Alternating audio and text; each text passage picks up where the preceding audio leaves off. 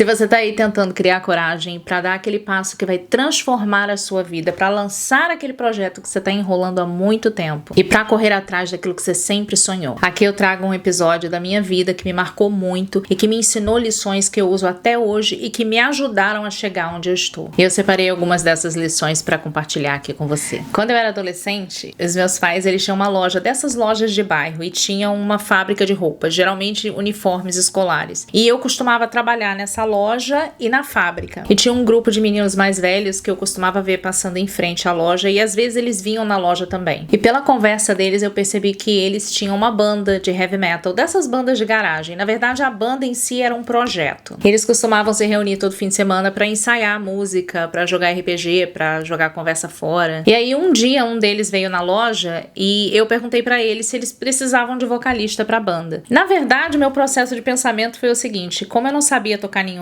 instrumento musical, eu achei, ok, eu posso cantar. Assim eu pensei, por que não? Na verdade, a minha intenção ali era sair um pouco da minha realidade, que era realmente muito ruim, nem que fosse algumas horas por semana. E pra isso, eu precisava ter pra onde ir. E pra isso, na minha cabeça, eu precisava ser aceita por um grupo, porque assim eu teria pra onde ir, teria o que fazer enquanto eu estivesse fora de casa. Essa foi a maneira que eu encontrei de sair um pouco daquela realidade, pra respirar um pouco, sabe? E foi assim que eu comecei a conviver com esses carinhas. Essa época me ensinou o quão cruel as pessoas que se dizem e se mostram boas e nobres podem ser. Isso sem saber nada daquilo que elas estão falando. Mas seguindo a história. Como a desculpa que eu dei pra começar a andar com aqueles meninos é que eu seria vocalista da tal banda, você já deve estar imaginando que uma hora eu teria que começar a cantar. Pois é. A gente marcou o dia e a hora e eles trouxeram todos os instrumentos pro terraço do tecladista da banda. Eu tinha ensaiado aquela música 1 milhão de vezes, é claro que sem testemunhas, né? Se não me engano, era Wasting Love do Iron Maiden. Mas ok, eu achava que dava pra passar. Eu não falava inglês, não sabia nada de inglês. Mas enfim, na minha cabeça dava pra passar. Chegou o dia, estávamos lá no terraço lá do carinha, e eles começaram a tocar e eu comecei a cantar. Gente... Hoje isso me faz rir, mas naquela época, pra vocês terem uma ideia, tava tão ruim, que a mãe do tecladista, ela teve que ir lá perguntar pra gente se tava tudo bem. Eu acredito que é porque os vizinhos deviam estar reclamando com ela, pedindo pra gente parar de tocar, porque tava sofrido. Eu me lembro daquela noite, eu não conseguia nem dormir, eu ficava perguntando pra mim mesma, cara, o que tu tava pensando? Mas hoje, quando eu me lembro desse episódio, o que me vem à mente não é vergonha, é gratidão. Gratidão pela maneira como aqueles rapazes me trataram naquele momento. E sabe o que é foda aqui? Um pouco de ciência pra você entender melhor. O córtex pré-frontal ou pré-córtex frontal, ele é a parte do cérebro da gente que é responsável, entre outras coisas, pela tomada de decisão e pela modulação do comportamento social. E nos homens, essa parte do cérebro, ela tá completamente formada ali por volta dos 25 anos de idade. Aqueles rapazes que eram tão jovens, que eram adolescentes ainda, eles se comportaram de uma maneira tão madura e tão compassiva que as pessoas que estavam ao meu redor, da minha família, que eram pessoas que teoricamente deveriam me proteger, deveriam me acolher, jamais teriam me tratado daquela maneira numa situação similar. Eu levei muito tempo pra me recuperar desse episódio e entender que não havia nada do que me sentir mal. Eu era uma adolescente de, sei lá, eu acho que eu devia ter 14, 15 anos, por aí, tentando me encaixar num grupo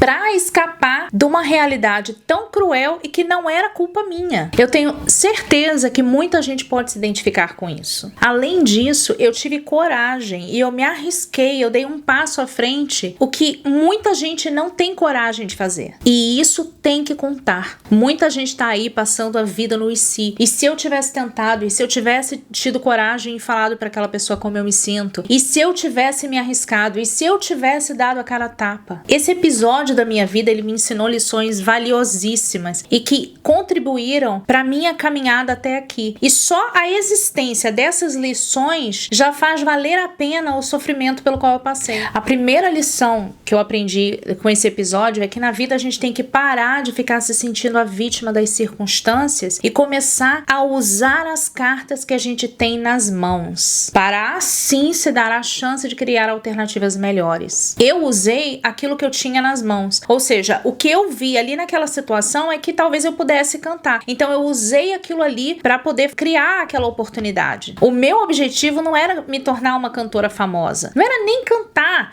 o meu objetivo era sair dali daquela realidade onde eu tava, era ter para onde ir, para pelo menos respirar um pouco, e por muito tempo eu consegui atingir esse objetivo. E eu vou além. Se eu tô viva hoje, se eu não desisti da minha vida naquela época, quando eu era adolescente, porque eu fiquei, esse pedacinho aqui, perto de realmente jogar tudo pro alto e desistir da minha vida. Isso era o quão brabo era. Se eu não desistir da minha vida, se hoje eu tô aqui, eu dou graças à presença daqueles rapazes e também de colegas de escola na minha vida. A segunda lição que eu aprendi é que há uma brutal diferença entre o ensaio e a ação, ou seja, entre o planejamento e a execução. Você pode passar anos ali alisando, aperfeiçoando aquela sua ideia, aquele seu projeto, mas você só tem como saber como isso vai ser quando você lançar isso para as outras pessoas verem, quando você der a sua cara a tapa. Se você quer transformar a sua vida, pare de ficar esperando que coisas externas mudem. Pare de ficar só desejando e se mova. Porém, se mova na direção daquilo que vai realmente contribuir para que você avance na direção daquilo que você quer. E que você tem medo de fazer porque você fica com medo do que as pessoas vão falar, das pessoas criticarem, de ser rejeitado. Porque no final das contas, é você que vai colher aquilo que você planta, não as pessoas que estão fazendo a crítica. E a terceira coisa que eu aprendi com esse episódio, com essa experiência, e que eu acho que foi a coisa mais doída pra mim, é que na vida não há garantias. Quando eu falo nesse sentido, que a vida não há garantias, é no sentido de que, na minha realidade, as pessoas que eu deveria poder contar pra me proteger, pra me amar, eram justamente as pessoas que faziam com que eu sentisse medo de estar dentro da minha própria casa. Então,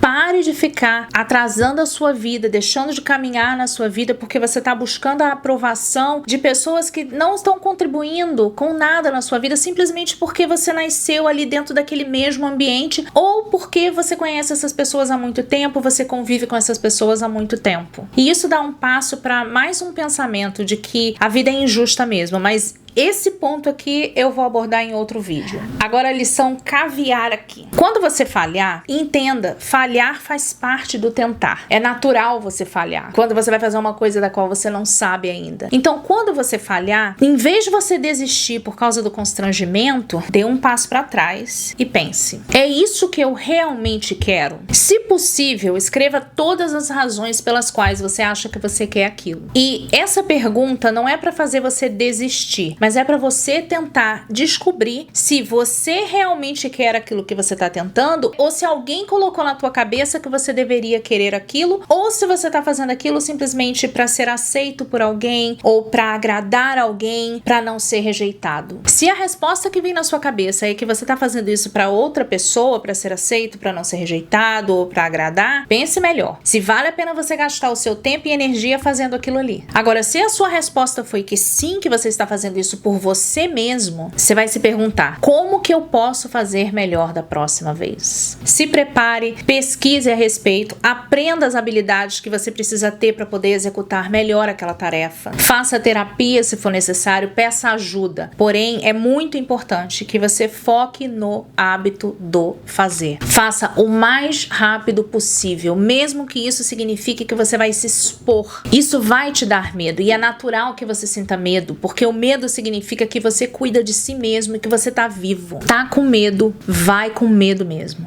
mas vá. E se você é novo aqui no canal, se inscreva, seja muito bem-vindo, muito obrigada. E por hoje é isso. Bye.